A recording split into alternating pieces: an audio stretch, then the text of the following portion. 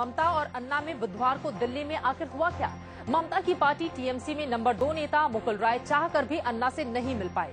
मुकुल राय से नहीं मिलने के पीछे की वजह अन्ना समर्थकों ने उनकी खराब तबीयत को बताया। ममता बनर्जी इससे गुस्सा हो गईं और सरेआम ये कह दिया कि अन्ना चाहते तो मुकुल से मिल सकते थे, क्योंकि दिल्ली में मौजूद महाराष्ट्र सदन में अन्ना ने दूसरे लोगों से मुलाकात की है, जिसमें बीजेपी नेता जनरल वीके सिंह भी शामिल है।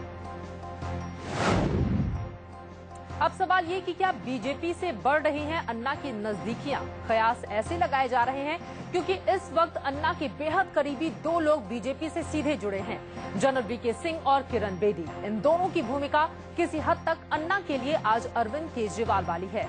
ममता बनर्जी से अभी हाल ही में अन्ना की नजदीकियां बढ़ी हैं। उसके बाद ममता ने कैमरे के सामने 18 फरवरी को अन्ना के पैर छूकर आशीर्वाद भी लिया। तय ये हुआ कि दिल्ली के रामलीला मैदान में ममता के मंच से अन्ना एक बार फिर हुंकार भरेंगे, लेकिन न भीड़ आई न ही ममता के मंच पर पहुंचे अन्ना हजारे। अब सवाल ये कि अन्ना ममता में किस तरह की डील हुई थी? कोई डील भी हुई? अन्ना के बारे में सीधे तौर पर ऐसा नहीं कहा जा सकता।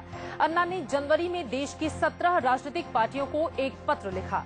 इसमें पूछा गया कि भ्रष्टाचार मिटाने और जन लोकपाल लाने के लिए लोकसभा चुनावों में पार्टियां आखिर क्या करने जा रही हैं। 16 राजनीतिक पार्टियों ने अन्ना की चिट्ठी का कोई जवाब नहीं दिया। ममता की पार्टी ने अन्ना को बकायदा जवाब भेजा। उसी के बाद अन्ना ने ममता की जमकर तारीफ की, खोलकर ये कहा कि वो इस चुनाव में ममता का पूरा साथ देंगे और वायदे के मुताबिक अन्ना 18 फरवरी को कोलकाता पहुंचे। कोलकाता से ममता से उन्होंने कोलकाता में मुलाकात भी की। उसके बाद टीएमसी की ओर से मीडिया में अन्ना के साथ वाला एडवर्टीजमेंट आ गया। इसमें अन्ना ये कहते हुए नजर आए कि कहा सबने, किया सिर्फ ममता ने, मेरा आशीर्वाद ममता के साथ। लेकिन 20 दिन के बाद ही दिल्ली में अन्ना और ममता के रिश्तों में आ गई है तल्खी।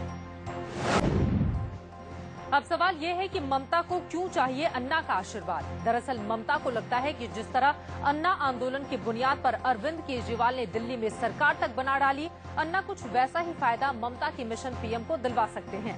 चुनाव पूर्व होने वाले ज्यादातर सर्वेक्षणों में ममता को नॉन बीजेपी, नॉन कांग्रेस से अलग सबसे बड़ी पार्टी के तौर पर प्रोजेक्ट किया जा रहा है। ऐसे में तीसरे मोर्चे की सरकार बनी तो सबसे बड़ा दल होने के नाते ममता पीएम की कुर्सी तक पहुंच सकती हैं। ममता को लगा कि उनकी दिल्ली की राह को अन्ना हजारे आसान बना सकते हैं।